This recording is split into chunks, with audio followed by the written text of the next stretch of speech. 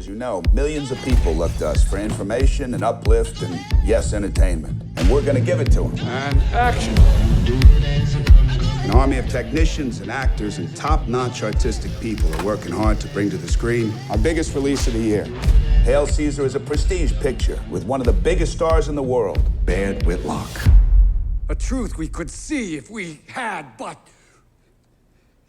If we had... Faith. Cut. First of all, congratulations on the movie. Thank you. Had a blast watching it. As I was just saying off camera, there's literally nothing like a Coen Brothers movie. When you think back on working with them, because you've worked with them before, is there like something that you always take away from them as directors that maybe other people, that makes them a little bit unique and different compared to other filmmakers? I'm always reminded of their confidence that they have, and I'm always sort of reminded of the freedom that they allow me to create some of these worlds. I think that I'm constantly reminded of that, and not that other people don't do that, but I'm constantly reminded of how confident they are in what they're doing, and sticking to a plan, and prepping something and actually doing it. As I said, you've worked with them a few times before. How radical are the changes from when you first are presented with the movie to what finally ends up on screen, or is it pretty much like what they're telling you, that's actually always what it is? Yeah, it's funny you asked that. I was thinking that a lot of times the end result of the movie is not what I thought we were making. I mean, I'm in on everything, but sometimes there'll be, I'm like, well, I didn't realize that they saw it, exactly that way, because, obviously they're writing these things, directing these things, editing these things. So by the time it's done, they've had, their hands in it in several different ways. But it's never exactly what I thought it would be. When you think back on the making of Hail Caesar, is there a day or two that you're always going to remember? It was, the whole thing. I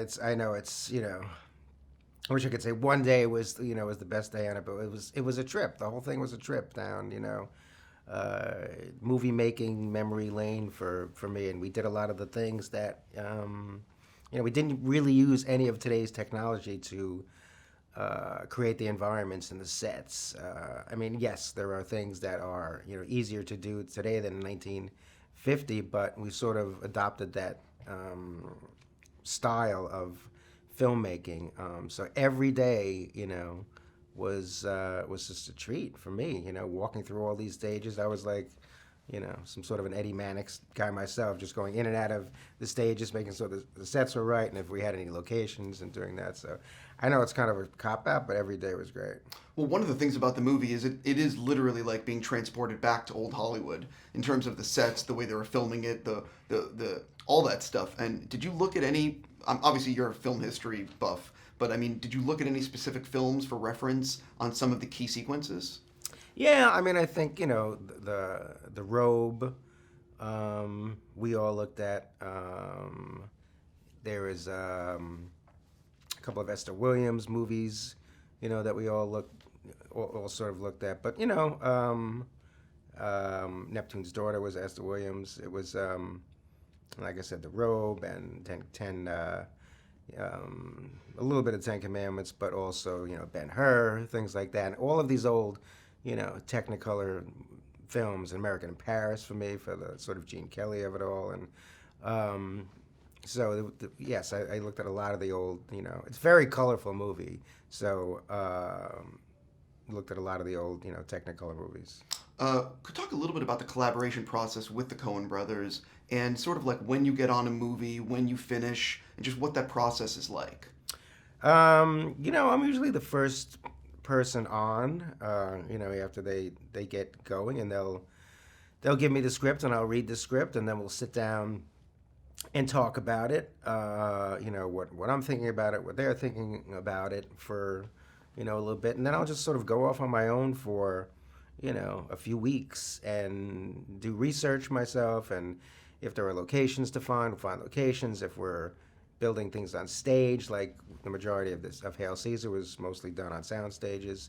I'll start to do some drawings and renderings and just figure out the whole, vibe of the thing, and I'll go back and, hopefully we're on the same page with things, so I can, sort of just keep going, and that's sort of the process that we have. Have you found one of them is more talkative when they're working with you, or is it both like they're full on deep? Deep? I don't know about deep, but they're. I get, I don't know. I've done 6 or 7 movies with them now, so we have sort of an understanding, and we're on the same page with a lot of things. Like, they know what I like to do, and I know what they like to have in their films. So no, they're both talkative. They're both. Usually, if I ask a question, they'll even separately, it'll pretty much be the same answer. I try to get them both at the same time, in a group if we're discussing something. But they're both talk about the same. I'm obviously a huge fan of Roger Deakins. Talk a little bit about the way you work with Roger on the set and the collaboration process. Yeah, I'm a huge fan of his as well, and all, it's really, you have to just really be on the same, page with them, and you have to work on these things together with the DP, because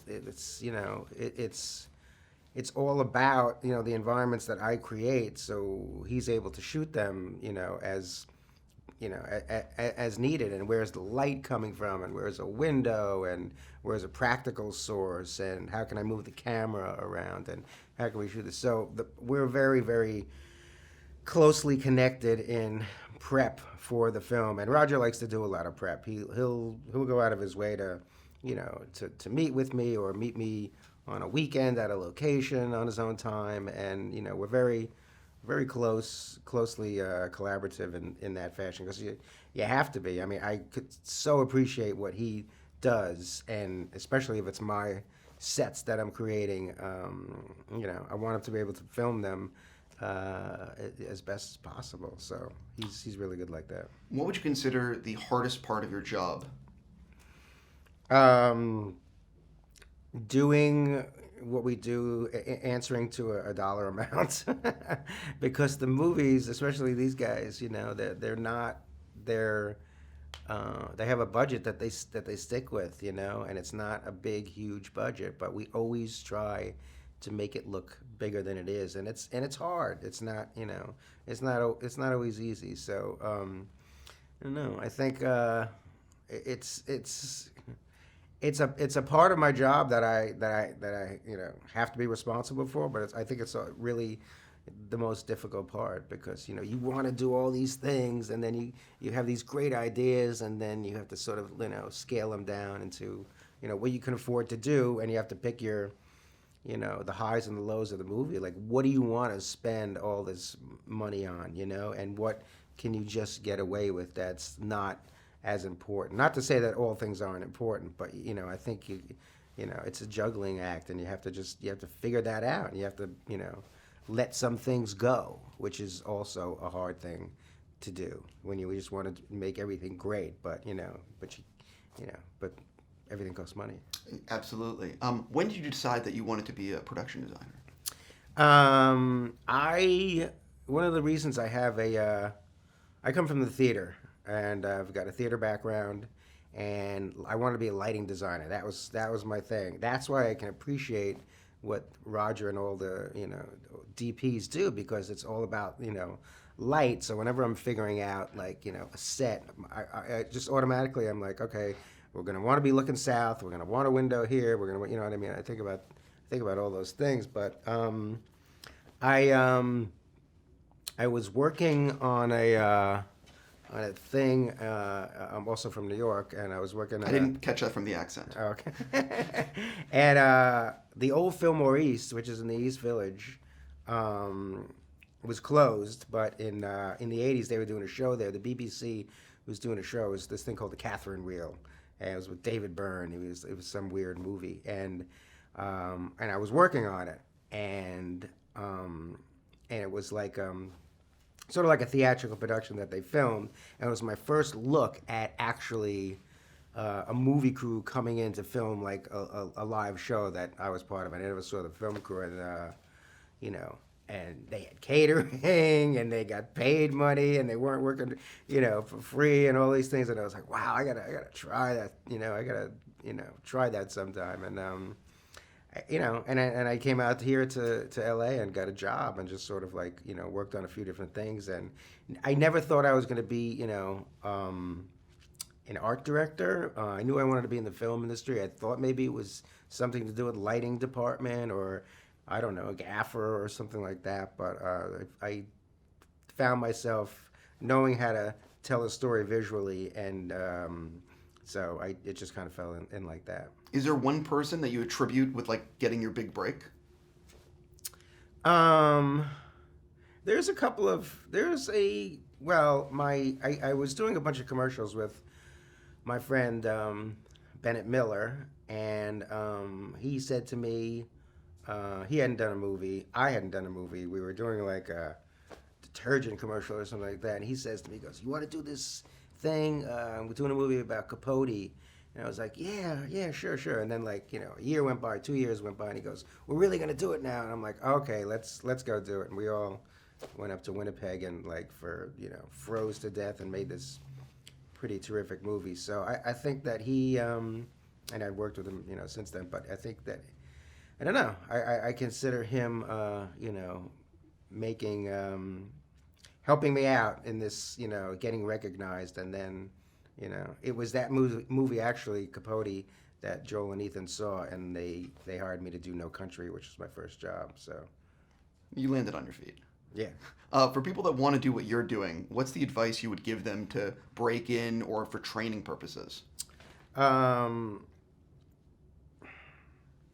You know, you just start doing it. Even if you're training, if you're going to, you know, school for architecture or art history or stage design or, you know, film design, production design, any of these things, just don't, you know, I wouldn't say like just, you know, don't go to school and learn all those things. Just keep doing it no matter what it is. I mean, to this day, I designed TV commercials and, you know, big movies, small movies. Always just keep, you know, learning something every day. And the way you learn is by doing it. And so I would say, you know, just no matter what it is, even if it's a little, you know, draw something, design something, and bring it to life. And, you know, don't wait too long. Just start doing it and get good at it. I believe you're working with Mr. Ben Affleck right now. How's that going? And talk a little bit about, I know it's another period piece. Yeah, it's going great. It's really going great. We actually have just like a week left, and that's it. It's a 1920s Prohibition era gangster movie, and I'm really having a blast. I'm really enjoying working with him, and a different DP, Bob Richardson, who's amazing, and I've heard of him too. and we're doing some big stuff. We built a town in outside of Savannah, Georgia. We built a smaller town in Boston, and we're doing like tons of things around LA. It's a good era because it's kind of like, it's not just like a Boston gangster thing. The character moves down to Florida, so it's like Cuban gangsters. It's very, very colorful movie. Which besides Hail Caesar, most of my stuff is sort of a little bit not that colorful. You know what I mean? Some of the stuff is like very moody, and especially, you know, the things that we do with the Coen Brothers and things like that. But this is a full-blown, you know, colorful, flamboyant look at the 1920s, and I'm having a good time. Do you know what you're going to do later this year? Have you figured out? Nope, I don't. I'm gonna.